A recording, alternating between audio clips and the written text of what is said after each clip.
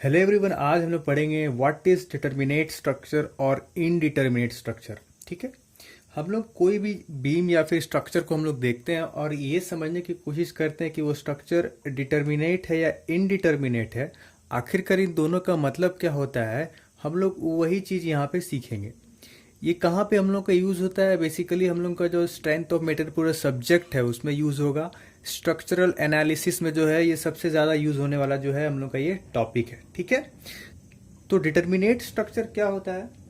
Those structure whose number of unknown reaction is equal to और less than the number of equation of static equilibrium. ठीक है, अच्छा एक बात बताइए, इसमें जो हमने लिखा है इक्वेशन ऑफ स्टैटिक इक्विलिब्रियम। ठीक है, तो इक्वेशन ऑफ स्टैटिक इक्विलिब्रियम ये कहता है कि summation of all the forces in x direction is equals to zero, summation of all the forces in y direction is equals to zero and summation of moments is equals to zero.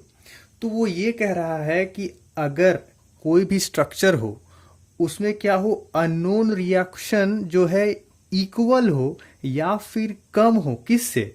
Equation of static equilibrium. मतलब तीन हम लोग का क्या है, 2D के case में equation of static equilibrium कितना है, 3। ठीक है, तो इक्वेशन ऑफ स्टैटिक इक्विलिब्रियम अगर 3 है और हमारे पास अननोन रिएक्शन भी 3 है, मतलब वो स्ट्रक्चर क्या है, डिटरमिनेट स्ट्रक्चर है। ठीक है, तो डिटरमिनेट स्ट्रक्चर क्या होंगे, वो 3 क्या होंगे, नंबर ऑफ अननोन रिएक्शन, जितने भी फोर्सेस आ रहे हैं, जो रिएक्शन फोर्सेस लग रहे हैं वो क्या होने चाहिए। मान लीजिए वो 3 है और हमारे पास इक्वेशन कितना है, टोटल स्टैटिक इक्विलिब्रियम का 3। ठीक है, अगर ये 3 इक्वल हो जाए तो हम लोग का क्या होगा, वो determinate structure. It means that कि हम लोग उसको किसके हेल्प से सॉल्व कर सकते हैं, from equation of static equilibrium. हमें कुछ लगाने की जरूरत नहीं है। क्या लगाना है, इक्वेशन ऑफ स्टैटिक इक्विलिब्रियम। हमारा जो इक्वेशन है उन तीनों इक्वेशन को हम लोग सॉल्व करेंगे और सॉल्व करने के बाद हम लोग का क्या वैल्यू आ जाएगा, यहाँ पे हम लोग को जो जो रिक्वायरमेंट्स होंगी, just like reaction force at A B, या फिर हम लोग को जो भी हम लोग को निकालना हो, horizontal reaction force at B, कुछ भी हो, मोमेंट हो, हम लोग उन तीनों इक्वेशन से हम लोग क्या निकाल सकते हैं, इन तीनों से हम लोग क्या निकाल सकते हैं, सारे के सारे अननोन फोर्सेस को जो है हम लोग यहाँ पे निकाल सकते हैं।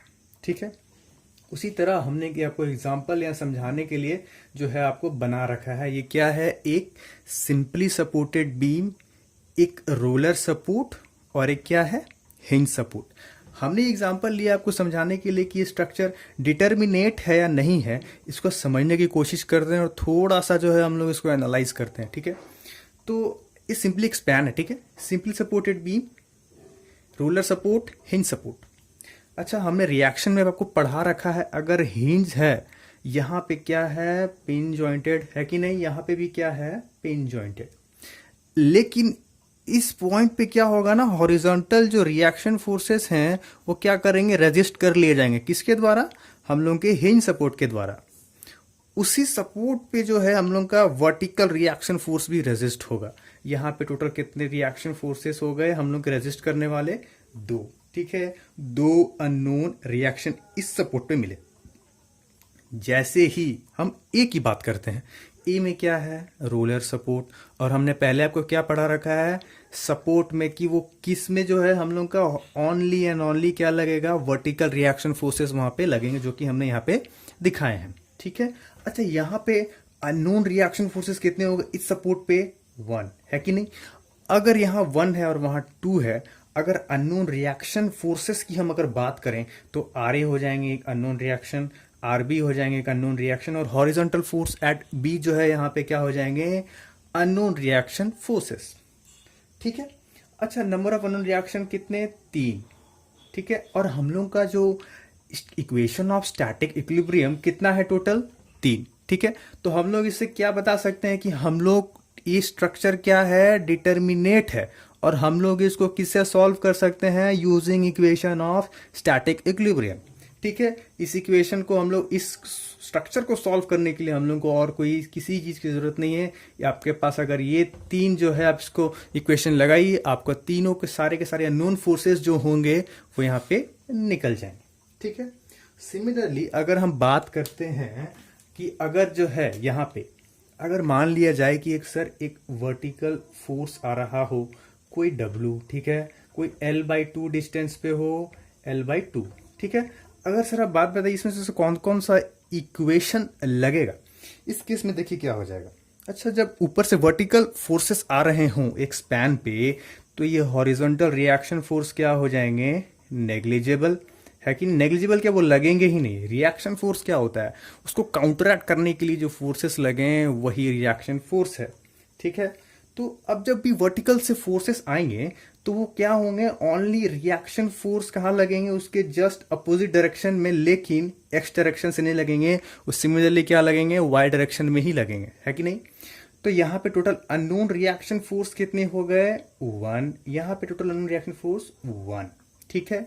अच्छा, यहाँ पे क्या summation of F x valid होगा क्या, इक्वेशन ऑफ स्टैटिक इक्विलिब्रियम तो 3 है, चलिए हमने माना 3 तो है, लेकिन यहाँ पे क्या वैलिड होंगे, अगर हॉरिजॉन्टल वे से अगर कोई डायरेक्शन से फोर्सेस नहीं आ रहे हैं तो वहां पे valid summation of all the forces in x direction नहीं होगा।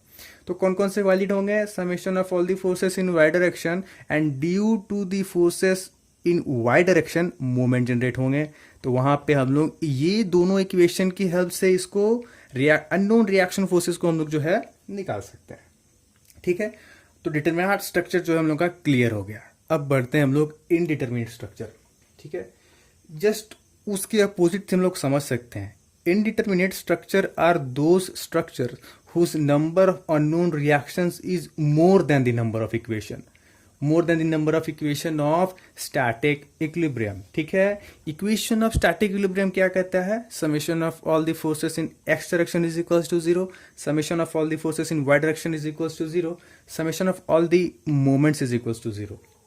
अगर number of unknown reaction force अगर ज्यादा है, किससे, from equation of static equilibrium, मतलब 3 से अगर ज्यादा है अननोन रिएक्शन फोर्स और हम लोग को वो निकलेगा ही नहीं, तो हम लोग क्या करेंगे, उसको एक इनडिटरमिनेट स्ट्रक्चर समझेंगे, ठीक है। और एक बार समझ लीजिए क्या है, अगर अननोन रिएक्शन 3 से ज्यादा है, ठीक है, और इक्वेशन ऑफ स्टैटिक इक्विलिब्रियम तो बेसिकली 3 होते हैं, अगर वहां पे इंटरनल हिंज लगा हो तो मोमेंट वो तो अलग बात है, वो आगे डिस्कस करेंगे, पर इन जनरल की बात कर रहे हैं। अगर 3 अननोन फोर्सेस से ज्यादा हैं तो आप समझ सकते हैं कि वो ज्यादा चांस है कि भाई जो है वहां पे क्या है, एक इनडिटरमिनेट स्ट्रक्चर हो सकता है कि नहीं। तो एक एग्जाम्पल हमने लिया है किसका, इनडिटरमिनेट स्ट्रक्चर का। ये क्या है, फिक्स सपोर्ट एक स्पैन ए बी, ठीक है, एल। अच्छा, फिक्स सपोर्ट में हमने पहले अगर पढ़ा रखा है, ये सब फोर्सेस को क्या करेंगे, रेजिस्ट करेंगे, सब horizontal forces, vertical forces end moment, वो वाई के डायरेक्शन से जो फोर्सेस आएंगे उसके वजह से जो मूवमेंट क्रिएट होंगे वो उनको भी क्या करेगा, रेजिस्ट, ठीक है। अब horizontal reaction force at A, कितने फोर्सेस अननोन है देखते हैं, horizontal force at A, reaction force upward at A and movement at A, ठीक है। Similarly at point B, horizontal force at B है कि नहीं, रेजिस्टिंग फोर्स, उसके बाद moment at B and reaction force at B, ठीक है। तो टोटल अननोन रिएक्शन फोर्सेस कितने हो गए, H A, H B, R A, R B, M A, M B, ठीक है। तो टोटल अननोन रिएक्शन फोर्सेस कितने हो गए, यहाँ पे 6 हो गए। तो जैसे ही 6 हो गए मतलब वो क्या है, number equation of static equilibrium क्या है, 3 है, और उससे ज्यादा हो गया कितना, 3 जो है हम लोग का अननोन रिएक्शन ज्यादा आ गया, मतलब हम लोग को 3 एडिशनल इक्वेशन यहाँ पे लगाने होंगे उसको सॉल्व करने के लिए। मतलब इनडिटरमिनेट स्ट्रक्चर जो है हम लोग का इक्वेशन ऑफ स्टैटिक इक्विलिब्रियम से सॉल्व नहीं होगा, ठीक है। उसको हम लोग क्या लगाएंगे, कंपैटिबिलिटी इक्वेशन में हम लोग लगा के उसको सॉल्व करेंगे, ठीक है। तो ये रहा आपका इनडिटरमिनेट स्ट्रक्चर, ठीक है। तो आपको ये वीडियो समझ आया तो आप चैनल को लाइक करें, शेयर करें और सब्सक्राइब करें। और अगर आपको कोई भी डाउट हो तो आप कमेंट सेक्शन में जो है हमको पूछ सकते हैं। Thank you.